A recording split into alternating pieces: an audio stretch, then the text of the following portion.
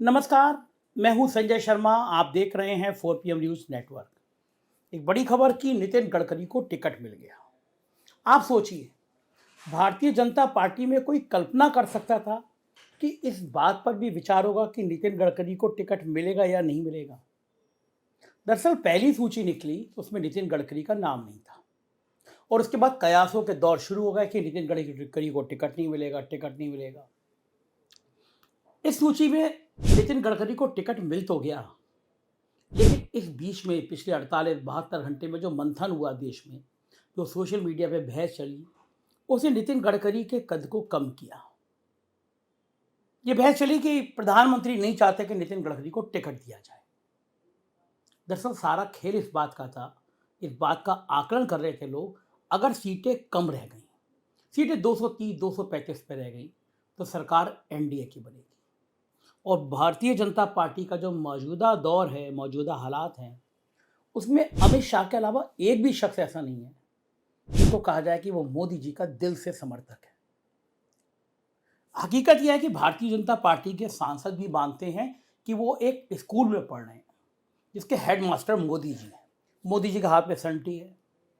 सांसद अपने मन के कपड़े नहीं पहन सकता। सांसद का मन हो दारू पीने का तो छुप के दारू पीता है वो। ऐसा नहीं है कि भारतीय जनता पार्टी में रामराज आ गया, जितने सांसद हैं वो दारू नहीं पीते, वो पार्टी नहीं करते। लेकिन एक चेहरा बनाना होता है उनको, संस्कार वाली पार्टी। और नतीजा क्या होता है कि वो हमने उत्तर प्रदेश में देखा, एक सांसद जिनको टिकट भी मिल गया था, उनके सेक्स वीडियो बाहर आ गए।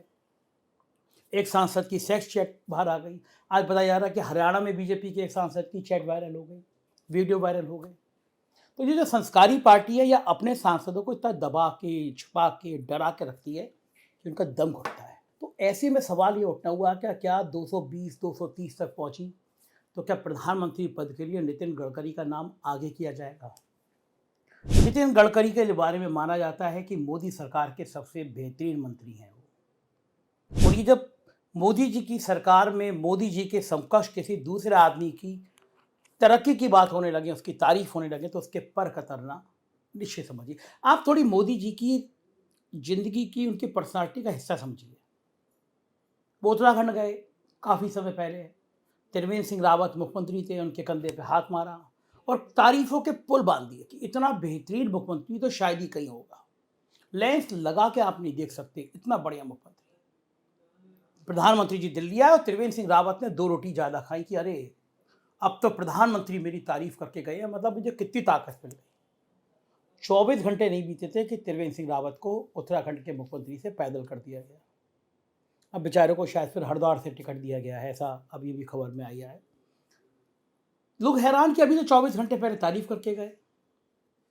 2 दिन पहले प्रधानमंत्री हरियाणा में मनोहर लाल खट्टर, वहाँ के मुख्यमंत्री की तारीफों के पुल बांध दिए उन्होंने कि मोटरसाइकिल चलाते थे खट्टर साहब, मैं पीछे बैठता था, मैं चलाता था, खट्टर साहब बैठते थे, हम दोनों बिल्कुल एक दो जिसमें एक जान टाइप की उन्होंने बातें करी। पूरे हरियाणा को बताया कि खट्टर साहब उनकी कितनी पक्की दोस्ती है। जो हाल त्रिवेंद्र सिंह रावत का हुआ था वही हाल खट्टर साहब का हो गया।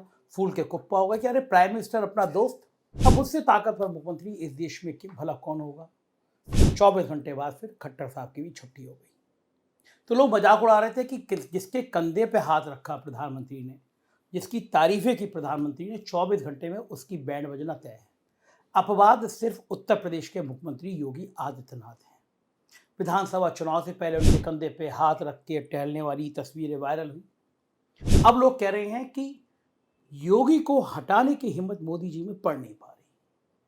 योगी हिंदुत्व का इतना बड़ा चेहरा बन गए, इतना बड़ा ब्रांड बन गए कि उनसे पंगे लेने की हिम्मत नहीं हो रही मोदी जी की और अमित शाह जी की, क्योंकि वो बड़ा ब्रांड हो गए।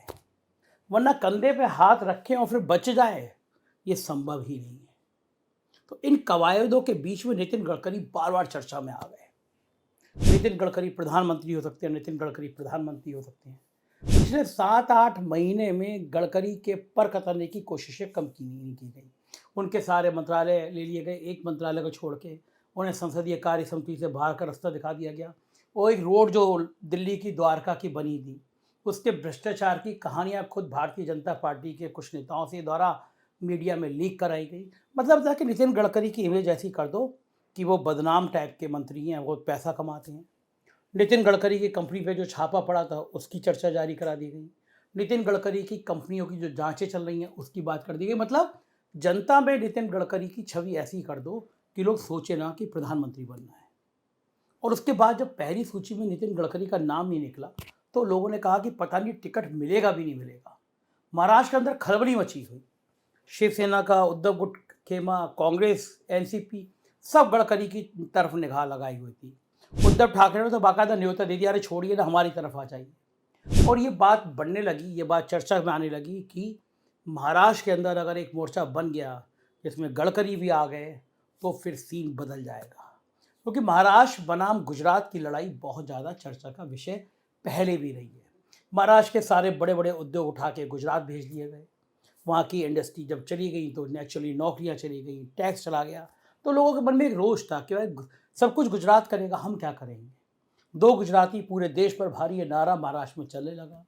ऐसे में अगर नितिन गडकरी की नाराज़गी की खबरें सामने आने लगती हैं, नितिन गडकरी मान लीजिए नाराज होकर पार्टी छोड़ देते, वो उद्धव के साथ, वो एनसीपी के साथ, शरद पवार के साथ, कांग्रेस के साथ एक खेमे में दिखाई देते, तो महाराष्ट्र में भारतीय जनता पार्टी का डिब्बा गोल होना तय था।